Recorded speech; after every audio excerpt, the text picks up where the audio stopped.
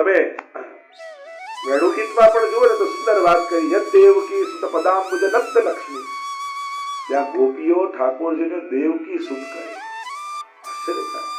શું ગોપીઓને ખબર છે કે ઠાકોરજી દેવકીજીના પુત્ર છે? ક્યાં ગોકુળની લીલાઓ ગાઈ રહ્યા છે વૃંદાવનની, અને એ વૃંદાવનની લીલાઓ ગાતા વેણુ ગીતમાં ગોપીજનો ઠાકોરજીને દેવકી સુતતા માટે દેવકી સુત પદાંબુજ નક્ત લક્ષ્મી. ત્યારે આચાર્ય અર્થ કર્યો, કારણ કે આ કુમારિકા ગોપીજનો ગાય છે, અને કુમારિકા ગોપીજનો નંદાલયમાં રહેતા, જે બંગાળથી નંદ બાબા લઈને આવેલા 12 વર્ષના ગોપીજનો, અને એ નંદ બાબાને બાબા કહેતા અને મૈયાને મૈયા કહેતા. હવે યશોદાજીને મૈયા કહે અને બાબાને બાબા કહે તો ઠાકોરજી ભાઈ થઈ જાય એમના. એટલે ગોપીજનો યુક્તિ કરીને કહે છે, અમે જાણીએ જ આ યશોદાજીના પુત્ર નથી, દેવકી સુત પદાંબુજ નક્ત લક્ષ્મી, આ તો દેવકીજીના દીકરા. એમ અહીંયા ગોપીજનો જે શ્રુતિ રૂપા છે, વેદને જાણનારા, પ્રભુનું મહાત્મ જ્ઞાન કે ભક્તિનો વ્યાખ્યા જ કરીને કે મહાત્મ જ્ઞાન પૂર્વસ્તુ સુદૃઢ સર્વતોધિક સ્નેહ ઇતિ ભક્તિ. ભક્તિ કહેવાય જ એને મહાત્મ જ્ઞાન પૂર્વક. સૌથી પહેલા જેને ભજો એનું મહાત્મ જ્ઞાન હોવું જોઈએ. તમે જેને માનો છો, જેને ભજો છો, એનું મહાત્મ જ્ઞાન તમને છે. આપણને રૂપનું જ્ઞાન હોય છે, સ્વરૂપનું જ્ઞાન નથી હોતું. ઠાકોરજી કેવા આપણે જોઈએ, કાળા વાકડિયા કેસ, મોટા નેત્રો, પીતાંબર ધરે, આ તો રૂપનું જ્ઞાન છે. સ્વરૂપનું જ્ઞાન ક્યાં છે? પ્રભુનું સ્વરૂપ જ્ઞાન કેવું, એ તત્વતઃ કેવા છે, એનું શું સ્વરૂપ છે? રસો વૈસહ, અને રસરૂપ પરમાત્મા, એ રસની અનુભૂતિ કઈ રીતે કરાવે? તે સ્વરૂપ જ્ઞાન એટલે કે મહાત્મ જ્ઞાન હોવું જોઈએ. સુદૃઢ મહાત્મ જ્ઞાન થાય ને તો એના પ્રત્યે દ્રઢતા હોય. આજે શ્રદ્ધા છે પણ દ્રઢતાનો અભાવ. શ્રદ્ધા સમાજમાં છે આજે, ભાવ જાગે તરત અને ભાગે તરત. આવું થયું ને, મારી તો શ્રદ્ધા તૂટી ગઈ, હતી જ નહીં શ્રદ્ધા.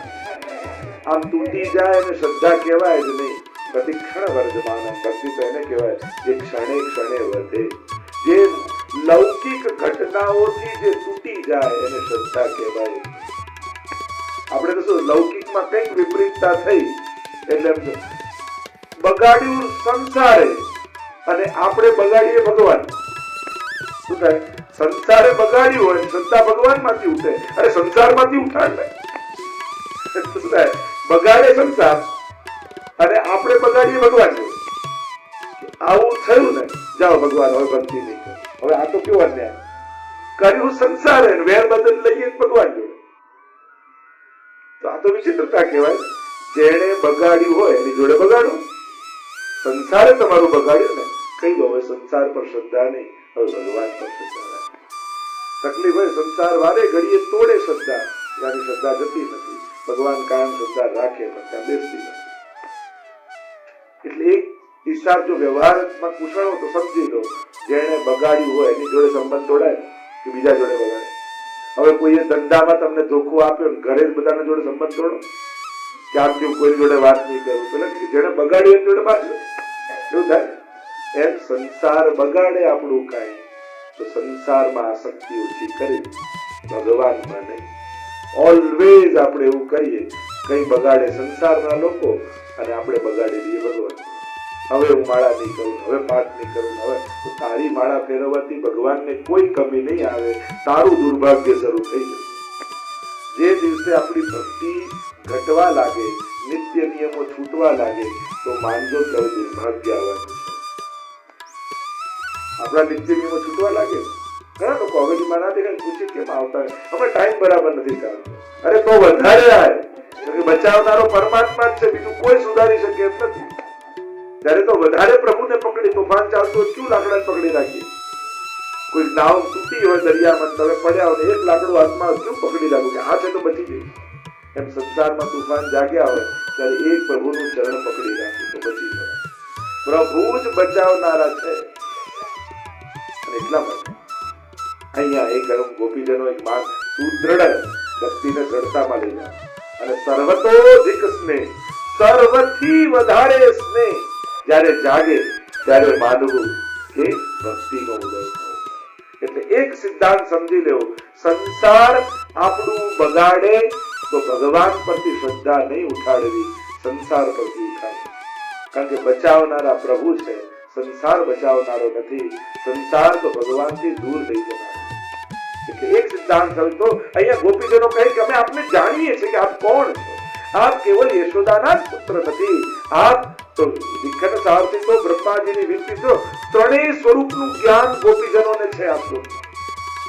આપ યશોદાજીના જ પુત્ર એટલે પહેલું વ્રજમાં બેઠેલા પ્રભુ એટલે વ્રજેશનો જ્ઞાન ગોપીઓને છે.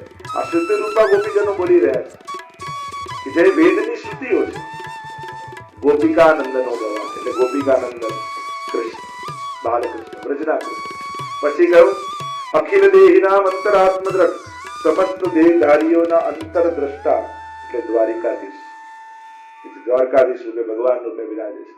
અને ત્રીજું વિઘ્ન સારથી તો વિશ્વગુપ્તએ બ્રહ્માજીની વિનંતીથી પધારેલા મથુરાધીશ. એટલે વ્રજાધીશ, દ્વારિકાધીશ અને મથુરાધીશ ત્રણેય સ્વરૂપનું જ્ઞાન ગોપીઓ છે. કારણ કે જયારે બ્રહ્માજીએ સ્તુતિ કરી અને કહ્યું અને પ્રભુ જયારે ચતુર્ભુજ રૂપે મથુરામાં પ્રગટ થયા એ મથુરાધીશ. તો આમ ત્રણેય જે સ્વરૂપની લીલાઓ છે, ત્રણેય સ્થાનની વ્રજની, મથુરાની અને દ્વારિકાની એ ત્રણેય લીલાઓનું જ્ઞાન ગોપીઓને છે. એટલે ગોપીઓ કહે ન ખલુ ગોપિકા આપ કેવળ યશોદાના પુત્ર નથી. અમે આપને જાણીએ છીએ સમસ્ત દેહધારીઓના અંતરદ્રષ્ટા છો. આપ સર્વના અંતઃકરણનું જાણનારા છો. તો પ્રભુ સર્વના અંતઃકરણને આપ જુઓ છો તો અમારું હૃદય આપને દેખાતું નથી. આ અડધી રાતના આપ અમને ત્યાગીને જતા રહ્યા છો. અમારું હૃદય આપના વિરાગનીમાં બળી રહ્યું છે, આપને ઝંકી રહ્યું છે. આપને અમારા હૃદયમાં રહેલો પ્રેમ કેમ દેખાતો નથી? આપ શેના માટે ભૂતલ પર પધાર્યા એ પણ અમે જાણીએ છીએ. વિખન એટલે બ્રહ્મા, વેદને ખોદનારા. અને બ્રહ્માજીનો મત છે વૈખાનસ મત. જો આજે પણ જગન્નાથપુરીમાં વૈખાનસ મતથી સેવા થાય છે. ત્યાં દાંતણ પણ ઠાકોરજી આગળ મૂકવામાં આવે, જળ મૂકવામાં આવે. આખો બ્રહ્માજીનો જે ક્રમ છે. આપણે ત્યાં અનેક પ્રકારની ઉપાસના વિધિઓ છે. ક્યાંક સનત કુમારોની, ક્યાંક બ્રહ્માજીની, ક્યાંક નારદજીની, ક્યાંક વ્યાસજીની. આ જુદા જુદા પ્રકારની ભક્તિના પ્રકારો આપણે ત્યાં કહેવામાં આવે. અને એ આ બધા ભક્તિ માર્ગના આચાર્યો છે. આ બધા જુદા જુદા પ્રકારની ભક્તિ છે. મંત્રો પણ તમે જુઓ અને એ લોકોને કાળ પણ બાધા નથી કરતી. જેમ નારદજી જુઓ તો શ્રીમદ નારાયણ નારાયણ નારાયણ જાપ કરતા.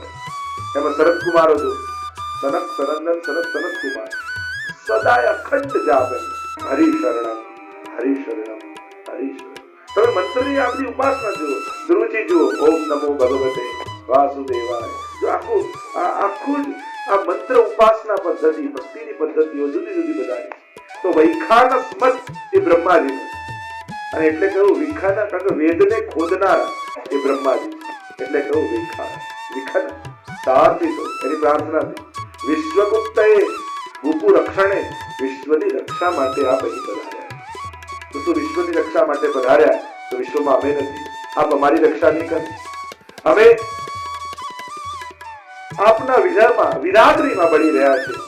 અહીંયા ગોપીજનો પ્રભુને સંબોધન કરે છે. તો સંબોધનો બહુ મહત્વ. તમે ભગવદ ગીતાજી પણ જુઓ ને તો આખું ભગવદ ગીતાજીમાં અર્જુન માટે ભગવાને કરેલા સંબોધન અને અર્જુને ભગવાન માટે કરેલા સંબોધન બહુ જ ચિંતનીય.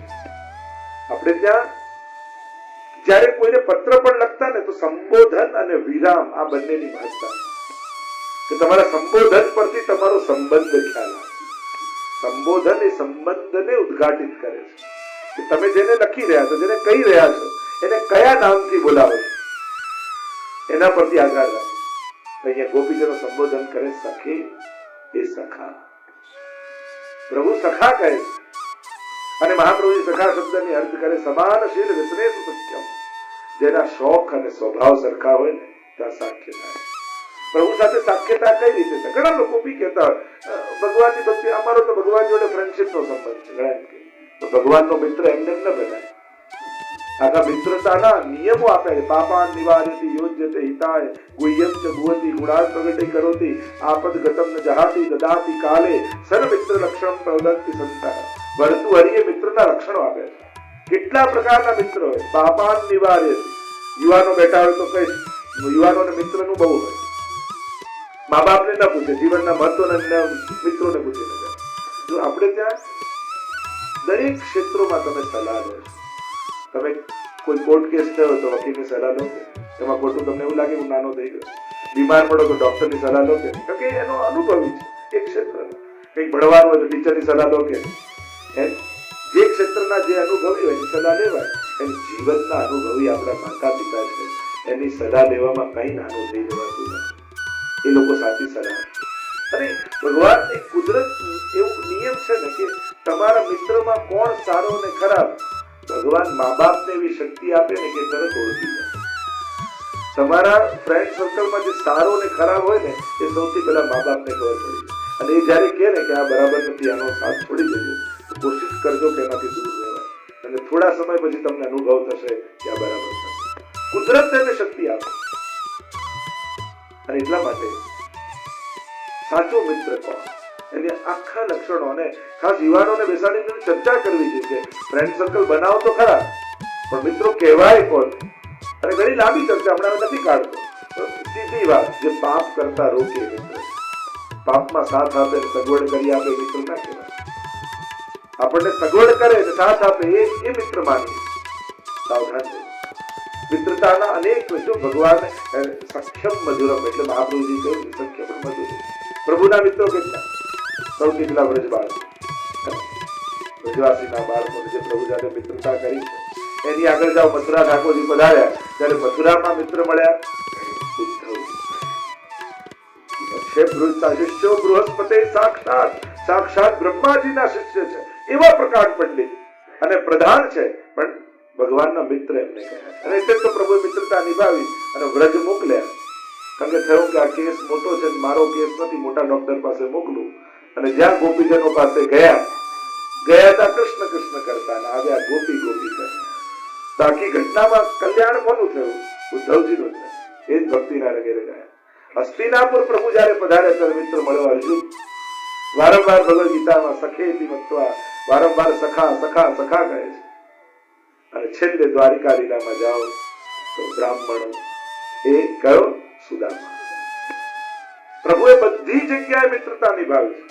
અહીંયા ગોપીઓ એટલે જાહેર કરીને પ્રભુને સખા કહે છે. પ્રભુ દરેક સાખ્યા આપે નિભાવ્યું. એ સુદામાને કેટલું આપ્યું, પણ ક્યારેય કહ્યું નહીં, એને નાનો ન બનાવ્યો. કહી એને એમ લાગ્યું કે હું ખાલી હાથે આવ્યો, ખાલી હાથે પ્રભુને તાંદુલ આપીને જઈ રહ્યો છું.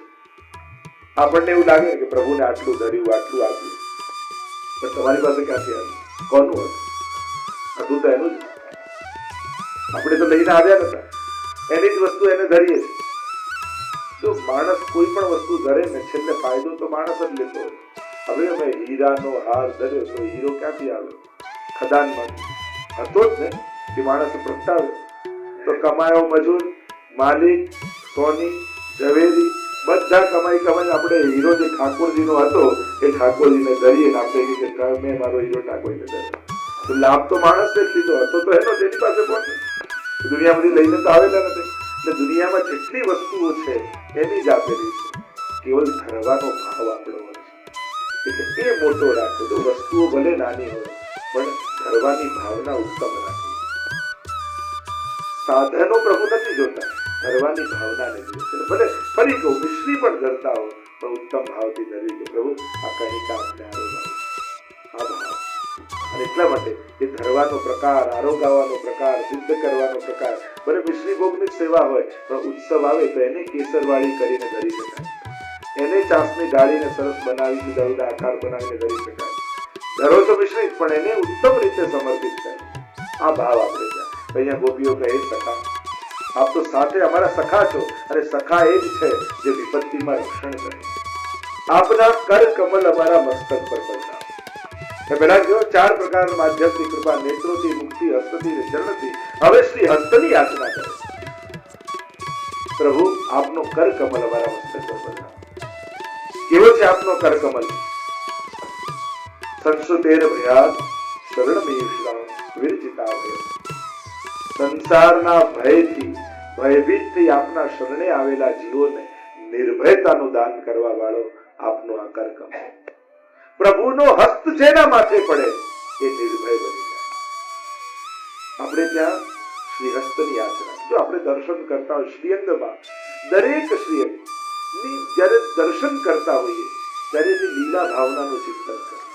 કે એ માધ્યમ થકી ઠાકોરજીએ કોના કોના ઉપર કૃપા કરી. જેમ નેત્રોના દર્શન કરીએ ત્યારે જેટલી નેત્ર સંબંધી લીલા હોય એનું ચિંતન કરું, પ્રભુ આપ આ નેત્રોથી કેટલી કૃપા કરો, એ નેત્રો મારી તરફ ક્યારે નિરખશો. આપના મુખારવિંદના દર્શન કરો, તે મુખારવિંદની જે લીલાઓ હોય, જો આપણે ત્યાં તો કુંડાળ, નકવેસર, ચીબુક, તિલક બધાના ભાવ.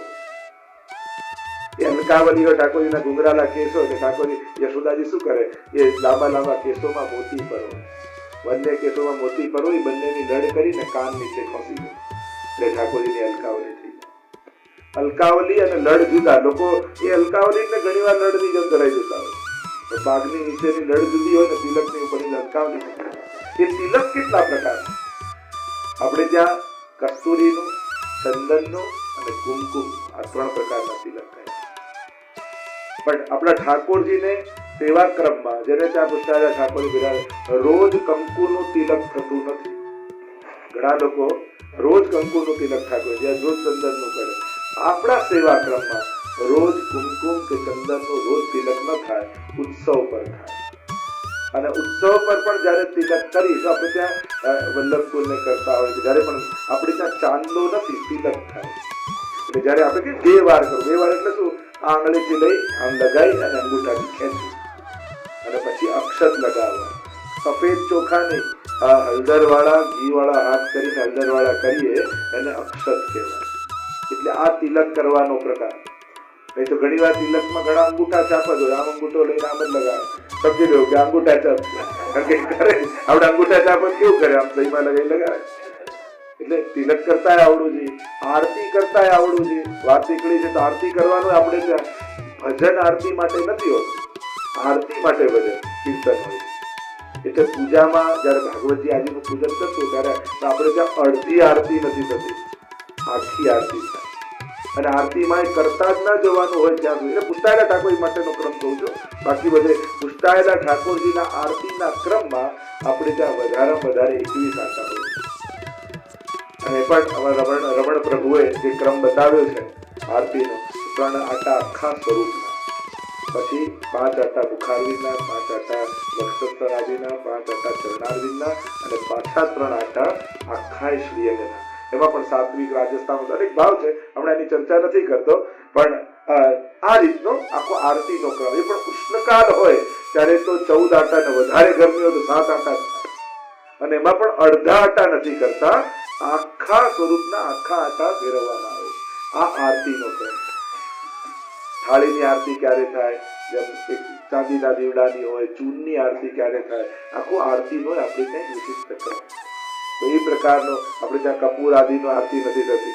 જો પૂજાના ક્રમનો એક ક્રમ અને સેવાના ક્રમ, આ બંનેમાં. જેમ પેલામાં આરતી લઈએ, સેવામાં આરતી લેતા નથી, એટલે નજર ઉતારવાનો ભાવ છે.